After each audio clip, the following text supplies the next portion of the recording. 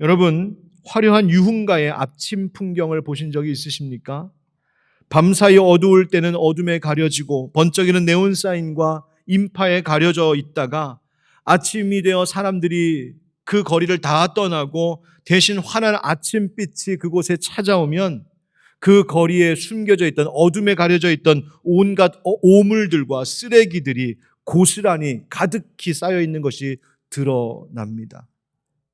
하나님을 아는 지식이라고 하는 것, 그리고 그 지식에 잘한다는 것은 어떤 면에서 그와 같은 것일지 모르겠습니다.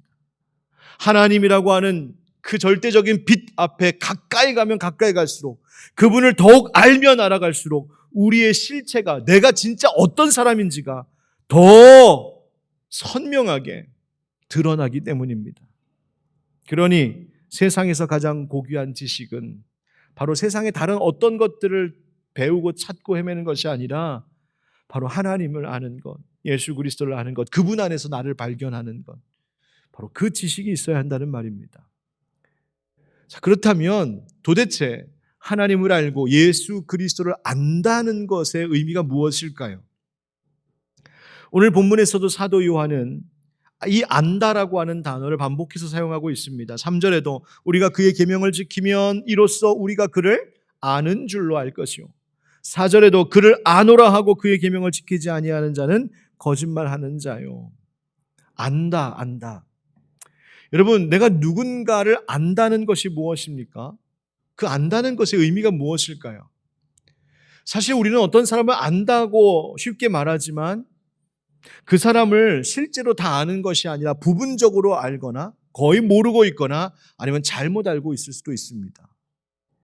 오늘 말씀 함께 들으실 때 여러분 중에 예 목사님 저는 우리 예수님 압니다, 정말 진실되게 고백하시는 분이 계시다면 오늘 말씀을 통하여 그 예수님을 아는 고귀한 지식이 더 확고해지고 더 풍성해지는 이 시간이 되기를 주의 이름으로 축복합니다.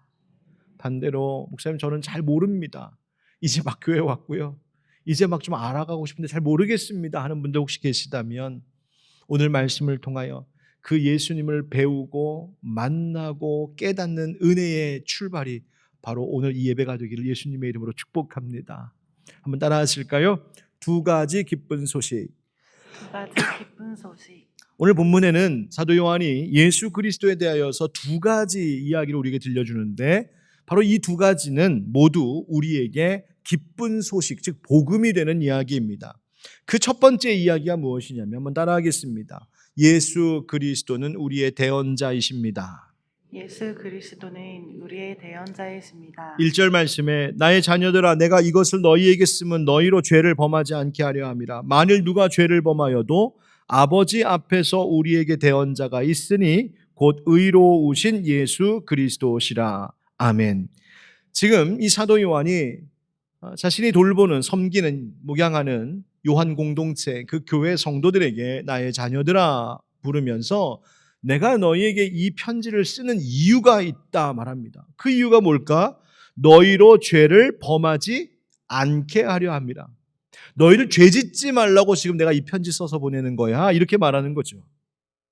자, 그런데 이 요한이 지금 보내는 편지를 처음 받아 읽는 이 독자들은 어떤 사람들입니까? 바로 요한이 섬기는 그 교회의 성도들, 다시 말하면 이미 예수 그리스도를 믿는 사람들입니다. 이미 예수 그리스도를 믿는 사람들에게 요한이 너희가 죄를 범하지 않게 하려고 지금 이 편지를 쓴다라고 말하는 것은 뒤집어 이야기하면 너희도 죄를 지을 수 있다는 이야기입니다. 신앙생활 하면서도 죄를 범할 수 있다는 이야기입니다. 그리스도인들도 그렇습니다. 신앙생활, 교회생활 20년, 30년, 40년, 50년 하면서도 똑같은 죄 반복하고 있을 수 있고 앞에서 설교하는 목사도 죄 지을 수 있는 연약한 인간이라는 겁니다.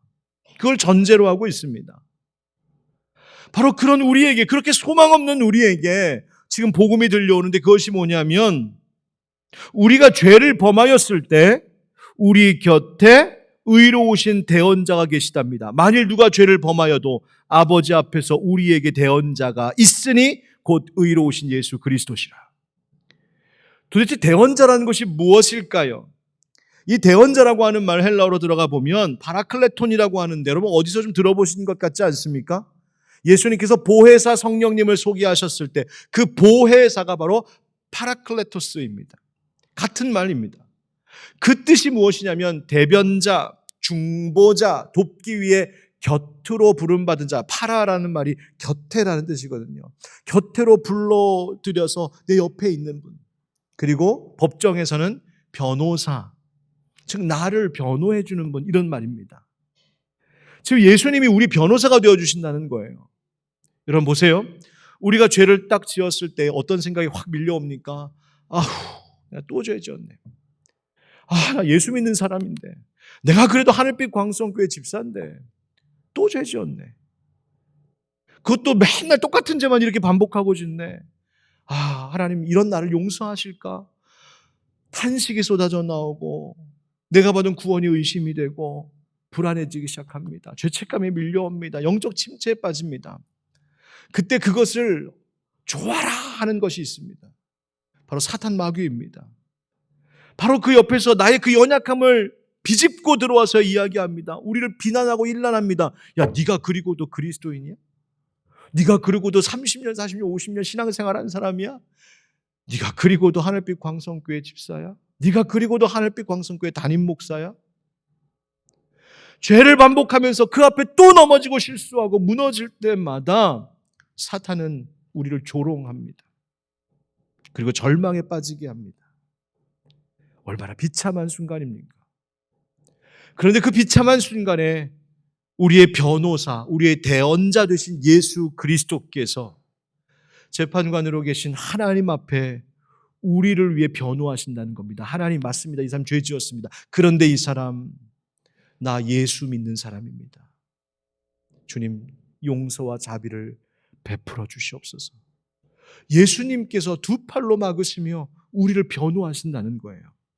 아니 예수님이 어떤 분이시길래 무슨 자격으로 우리를 변호하실 수 있으신가? 성경에 보니까 그분은 의로우신 예수 그리스도다 이렇게 이야기합니다. 여러분 의롭다라는 말이 무슨 뜻일까요? 그 말은 하나님께서 인간에게 요구하시는 삶을 100% 충족시켰다라는 뜻입니다. 하나님이 우리에게 원하시는 것을 완전하게 만족시킨 것을 의롭다라고 말하는 거예요. 성경에서. 바로 예수님만이 그 일 하셨습니다. 세상에 어느 누구도 하나님을 완전히 만족시켜 드릴 수 있는 그런 인생, 그런 존재가 없었는데 오직 예수님만이 의로운 분이 되어 주셨으니 그에게는 그만큼 죄와 허물이 없으니 우리의 죄를 대신하여 우리를 변호해 주실 수 있게 되었다는 거예요. 여러분 그래서 우리가 기도할 때 항상 그 마지막에 뭐라고 기도하며 마칩니까? 예수님의 이름으로 기도합니다. 왜? 내 이름으로는 안 됩니다. 내 실력 가지고는 안 됩니다. 내가 간절히 한다고 해서 되는 것이 아니란 말입니다.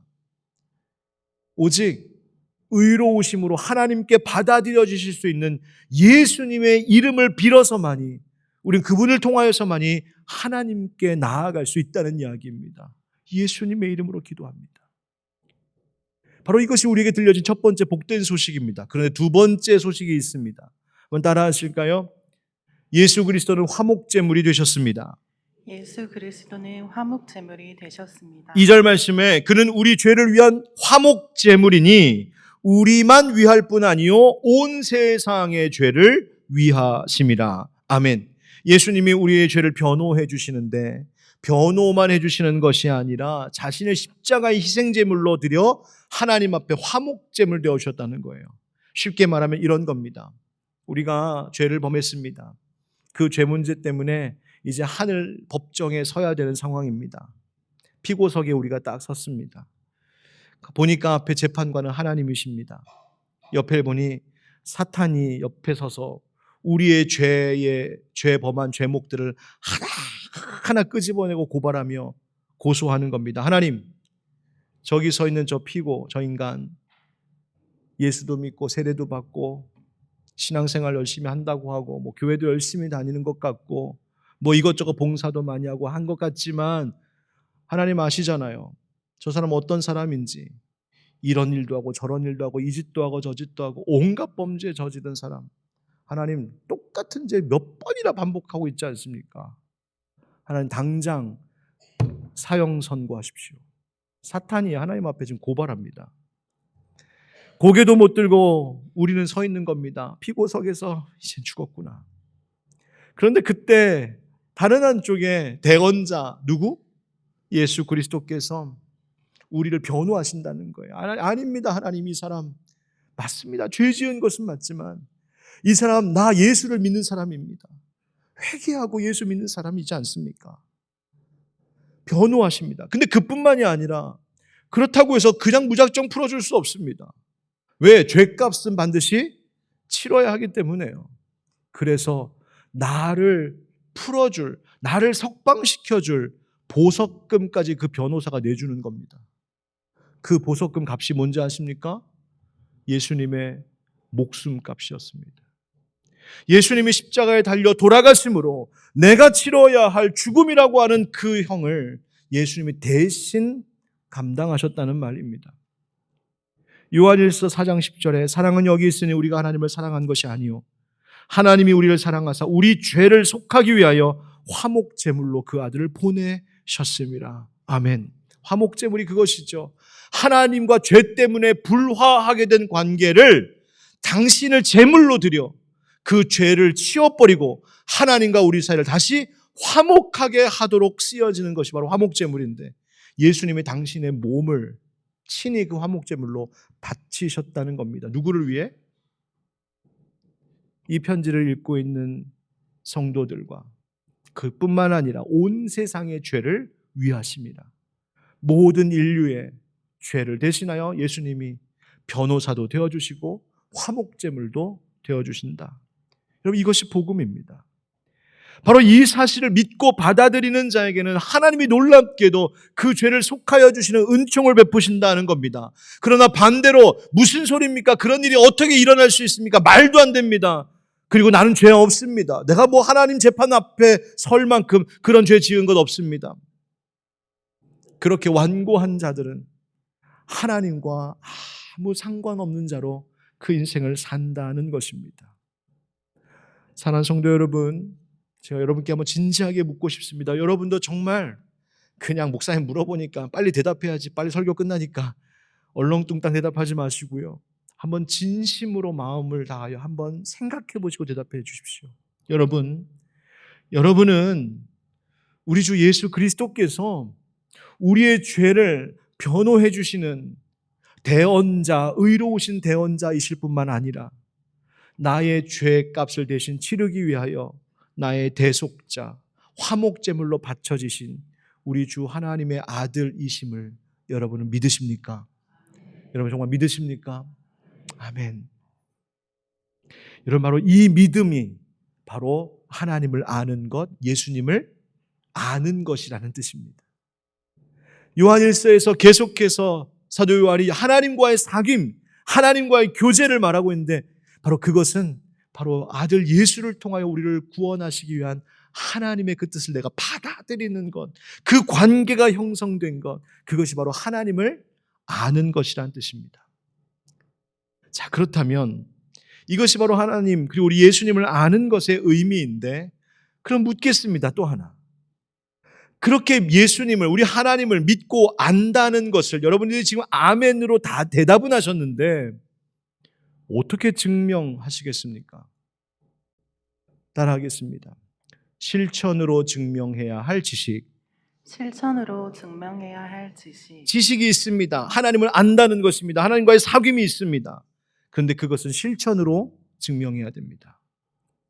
요한이 섬기던 교회 안에 이런 사람이 있었다는 거예요. 4절의 말씀 보니까 그를 아노라 하고 그의 계명을 지키지 아니하는 자는 거짓말하는 자요 진리가 그 속에 있지 아니하되 누구든지 그의 말씀을 지키는 자는 하나님의 사랑이 참으로 그 속에서 온전하게 되었나니 이로써 우리가 그의 안에 있는 줄을 아노라. 아멘.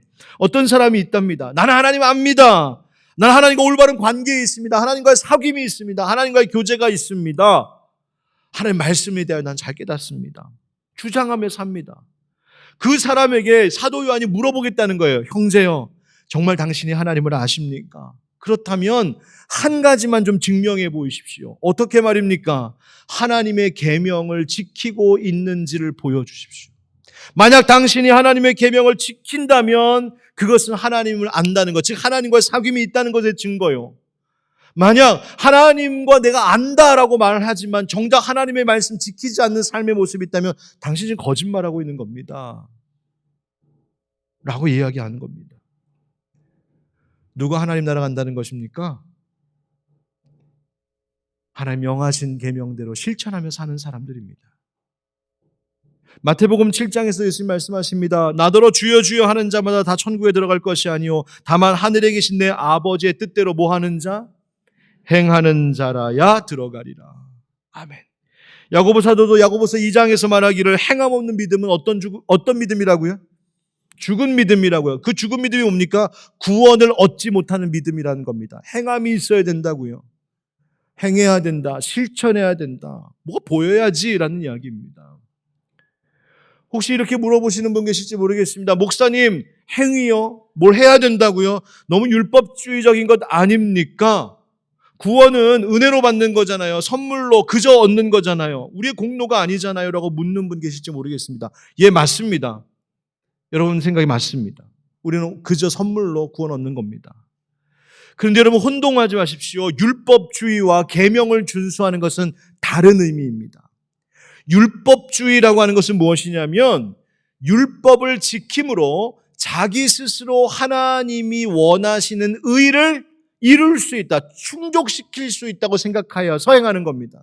내가 열심히 살면, 내가 나를 더 개발하고 수양하고 나를 더 발전시키면, 내가 더 착하게 살면, 내가 좋은 일 많이 하면 하나님이 나를 받아주시겠지, 받아줄 만한 의로움이 이루어지겠지라고 착각하는 겁니다.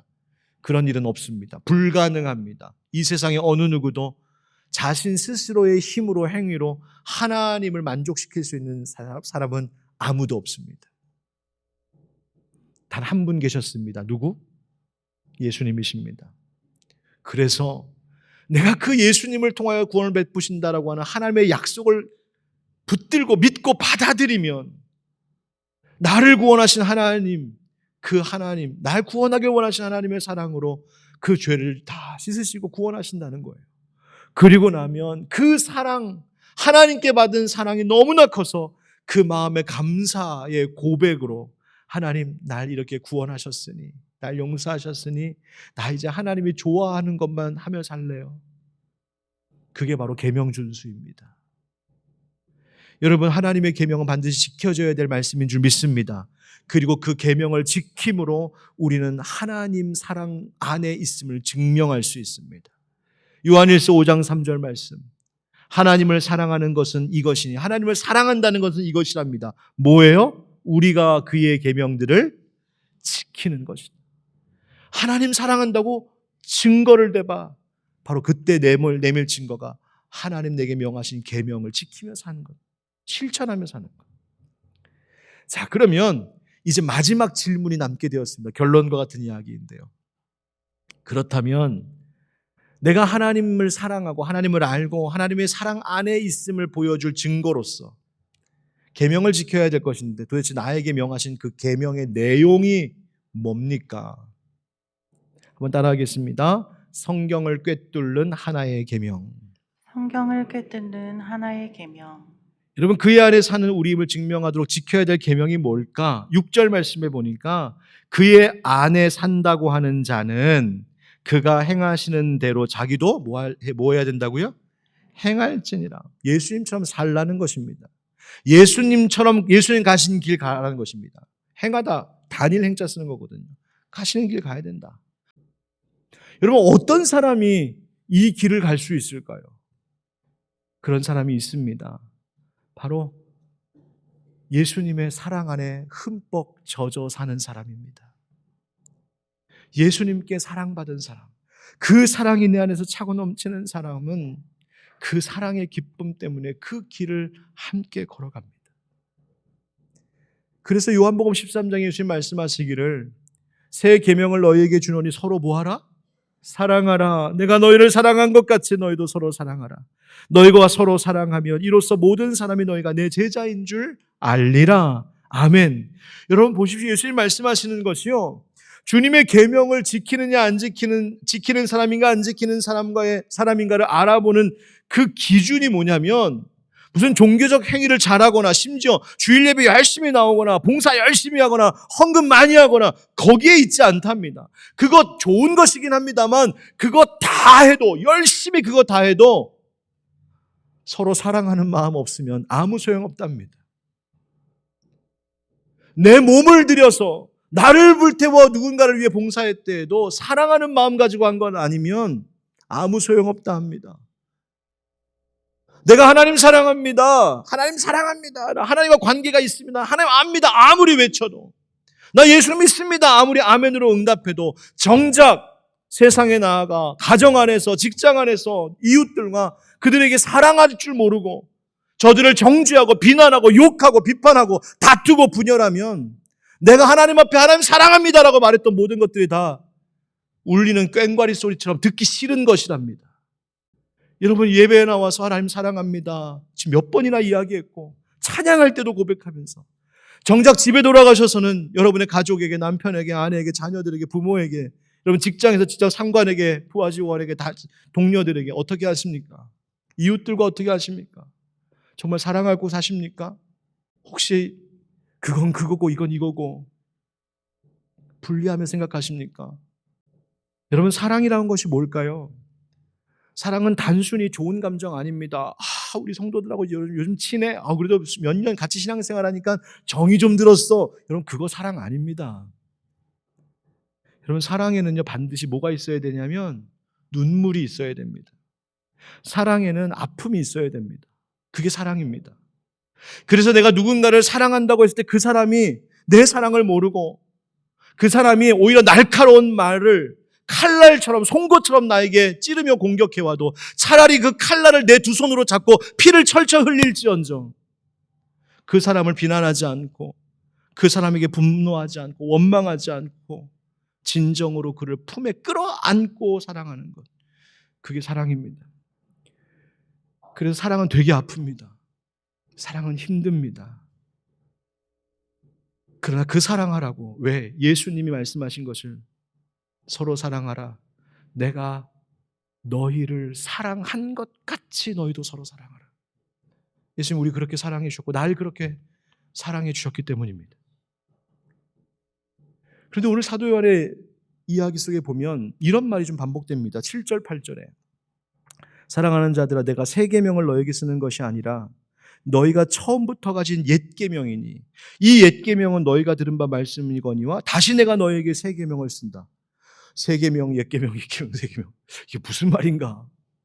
내가 지금 너에게 서로 사랑하는 것이, 그리고 그걸 지켜 행하는 것이 하나님 안에 있음을 증명하는 것인데, 이 서로 사랑하라고 하는 내가 지금 새롭게 쓰는 이 말은 사실 새 계명이 아니야. 사실은 예수님께서 이미 말씀하셨던 거야. 그런데 그것도 사실은 구약에서도 하나님이 이미 구약에서 말씀하셨던 거지. 율법을 통하여서 그 율법의 진짜 정신은 하나님 사랑, 이웃 사랑이었고 예수님 그것을 서로 사랑하라고 말씀하셨고 나도 그 옛 계명을 다시 너희에게 전하는 거야. 그렇게 이야기하고 있는 거예요. 성경 전체를 꿰뚫어서 하나님이 우리에게 원하시는 그 한 가지의 계명은 하나님을 사랑하고 이웃을 사랑하며 살라는 것입니다. 사랑하는 성도 여러분, 오늘도 나의 대언자가 되어주시고 나의 화목제물을 되어주신 그 예수님, 그 사랑에 흠뻑 젖어 우리도 서로 사랑하며 살아갈 수 있는, 그래서 내가 하나님을 안다라고 말하는 것에 증거를 보이며 살아갈 수 있는 저 여러분 모두 되기를 예수님의 이름으로 축원드립니다.